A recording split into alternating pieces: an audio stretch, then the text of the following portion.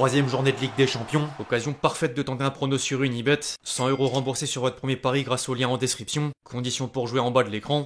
Piede destro, Zidane, piede sinistro, Zidane, colpo di testa. Zidane. Tutto questo non è vero, però più facile per andare veloce l'intervista. L'équipe, j'espère que vous allez bien aujourd'hui. Nouveau 5. Au programme du jour, un bilan des 5 championnats majeurs dont la Ligue 1 au terme de la 8ème journée, une séquence Barça entre les 46 flics et Lamine Yamal, les nouvelles déclats de Mbappé chez Brut, une transition vers la Ligue des Champions avec mes pronos pour les matchs des clubs français, avant de conclure en image par la compile de buts traditionnelle. Bref, on va sans plus tarder rentrer dans le vif du sujet, mais juste avant les amis, je vous demande un service, le même que d'habitude, à savoir évidemment lâcher votre plus beau like. Retour du foot de club oblige, plus sérieusement merci vraiment à tous ceux qui le feront, vous êtes les boss.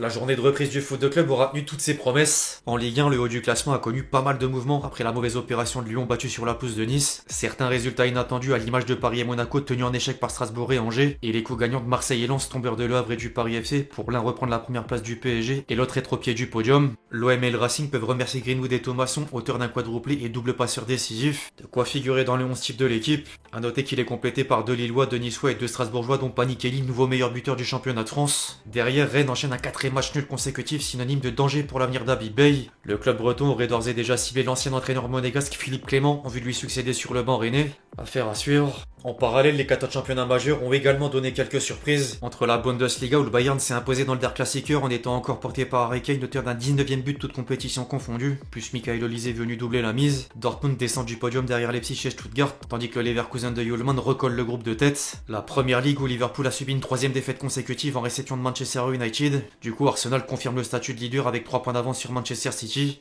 Derrière, Bournemouth et Chelsea complètent le top 5, alors que Nottingham Forest s'est enfoncé dans la crise jusqu'à licencier Postecoglou pour le remplacer par Sindic. La Serie A où l'AC Milan a repris le devant dans la course Scudetto, mais le trio Inter-Naples-Juventus n'a qu'une longueur de retard. Le Com de Fabregas s'inflige une première défaite et un 4e match consécutif sans victoire à la vieille dame, et les hommes de Conte reprennent un stop par le Torino. Sans oublier la Liga où le Real Madrid a assuré l'essentiel sur la pelouse de Retafe par l'intermédiaire de Mbappé, au même titre que le Barça sauvé sur le fil par un but d'Araouro devant Girona. Au passage, la fin de match faisait exulter Hansi Flick tout juste expulsé, mais l'entraîneur allemand est allé jusqu'à effectuer des bras d'honneur sans doute destinés à l'arbitre et non sans conséquence.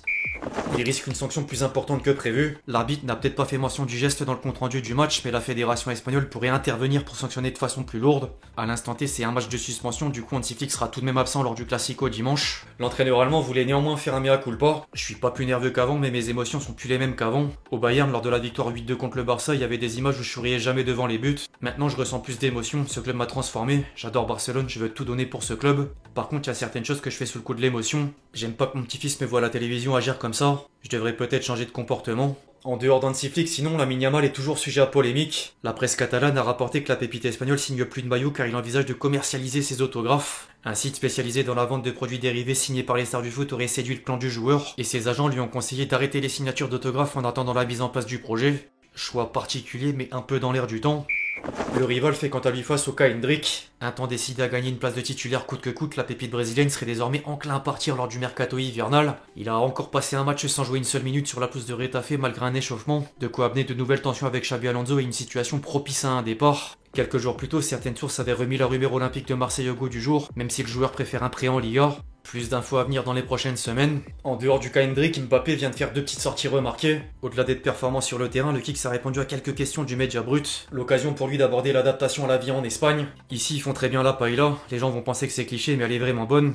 On vit très bien, les gens sont très accueillants, très sympas, très respectueux. Ils laissent la vie venir à eux, sont très chill. C'est un plaisir au quotidien d'avoir une nouvelle expérience de vie. Je suis moins dans le speed. Paris, c'est une ville qui n'a de temps pour personne. Elle fonce et c'est toi qui dois être dans le rythme de la ville. Ici, tu peux avoir ton propre rythme, tu peux prendre le temps de faire et d'apprécier les choses. Mais Paris est une ville fantastique. J'ai adoré chacune des saisons et des années que j'y ai passées. Et je pense que c'était le temps du changement pour moi. Il a ensuite parlé de la langue. Ça ressemble un peu au français, ce sont 2 langues latines, mais j'ai appris rapidement. Je suis arrivé à Madrid, je parlais déjà un peu, et le fait de vivre ici tous les jours m'a permis de parler couramment, et j'en suis content. Je pense que c'est une marque de respect quand t'arrives quelque part de parler la langue du pays. Quand on est en France, on est bien content que les gens apprennent le français. Ils ont leur langue, leurs règles, leurs coutumes. On essaye de s'adapter. Je suis en Espagne, je m'adapte à la culture espagnole.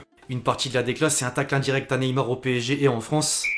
Saison régulière de Ligue des Champions, acte 3. La troisième journée de phase de Ligue de la meilleure des compétitions, c'est ce soir et les clubs français auront encore un défi de taille au regard des différentes affiches. Maintenant, place au prono. Qui dit Coupe d'Europe avec plus de matchs dit toujours opportunité sur Unibet. Premier rendez-vous assez relevé pour le PSG qui se déplace sur la pelouse de Leverkusen. Les bonnes nouvelles, c'est les retours du Ballon d'Or Dembélé et Marquinhos dans le groupe. Le sans faute pour l'instant dans la compétition. Les absences de Palacios, Axel Tapp, Nathan Tella, Tillman et Lucas Vazquez à l'infirmerie, plus celles d'Hoffmann et Martin Terrier non inscrits. Et les moins bonnes, c'est les forfaits confirmés de Joao Neves et Fabian Ruiz. Un match nul en journée de reprise de la Ligue 1 et le renouveau du club allemand sous Hjulmand. Sans compter qu'il s'agit d'un match à l'extérieur. Il y a quand même plus d'avantages que d'inconvénients, donc optimiste. Je vais partir sur la victoire parisienne qui est favori sur le papier. Demain, ce sera au tour de Marseille et Monaco. Les Monégasques sont seuls des 3 représentants tricolores à recevoir, mais pas n'importe qui. Tottenham. Après, c'est quand même 2 clubs en méforme. Dimanche, Tottenham est tombé à domicile devant Aston Villa. Monaco tenu en échec par Angers à l'issue d'un 4e match consécutif sans victoire, toute compétition confondue. Les mauvais résultats ont d'ailleurs provoqué l'éviction d'Adi Hütter au cours de la trêve internationale. Popognoli a déjà fort à faire, mais les sursauts d'orgueil sont pas impossibles. Le match nul contre Manchester City en atteste. J'ai du mal à faire pencher la balance d'un côté plus que d'un autre, du coup je vais trancher pour le match nul. Enfin, Marseille comme Paris à l'extérieur du côté du Sporting Portugal. Au cours des 10 dernières années, les Marseillais sont jamais revenus bredouille. Victoire lors de la phase de groupe en 2022, match nul en amical en 2018. Entre temps, pas mal de choses à bouger, en bien. Le remake tombe d'ailleurs au moment où Marseille reprend la tête de la Ligue 1. Certains joueurs en très grande forme à l'image de Greenwood. Par contre, toujours privé de Traoré, Medina, Kondogbia et Guéry blessés. En face, c'est le champion du Portugal, mais il y a un OM plein de confiance. J'ai justement envie de miser sur cette confiance. Victoire olympienne. Si certains veulent faire plus que simplement écrire un avis en commentaire, les amis, vous savez ce qu'il vous reste à faire. Rendez-vous sur Unibet. L'inscription via mon lien en description permet d'obtenir le remboursement de votre premier pari. Exemple, une mise de 100 € sur le combiné du jour égale 1618 € dans la poche. Et si perdant, faut récupérer vos 100 € pour pouvoir rejouer ensuite. Disclaimer néanmoins, je rappelle que les jeux d'argent sont interdits aux mineurs, jouer comporte des risques et ne misez que ce que vous êtes prêt à perdre. Alors j'en ai pas parlé dans les résultats, mais félicitations aux U20 du Maroc. Les Lionceaux de l'Atlas sont venus à bout de l'Argentine grâce à la révélation Yacine Zabiri, doublé en finale, dont un coup franc forcément présent dans la compile de buts.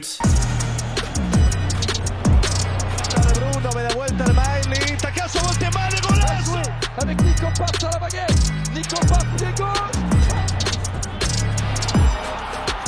Bong. Oh. Et c'est dehors.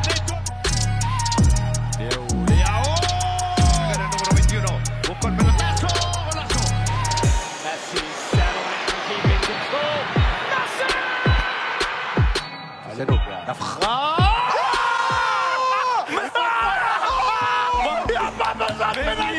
Enfin bref, l'équipe c'est tout pour le 5 du jour, j'espère vraiment qu'il vous a plu, je compte sur vous si c'est le cas pour lâcher votre plus beau like, comme d'habitude. N'hésitez pas à réagir dans les commentaires sur tous les sujets qu'on a pu traiter aujourd'hui, puis d'ici là on se retrouve très vite sur la chaîne pour de nouvelles vidéos, c'est Lexti. Ciao ciao.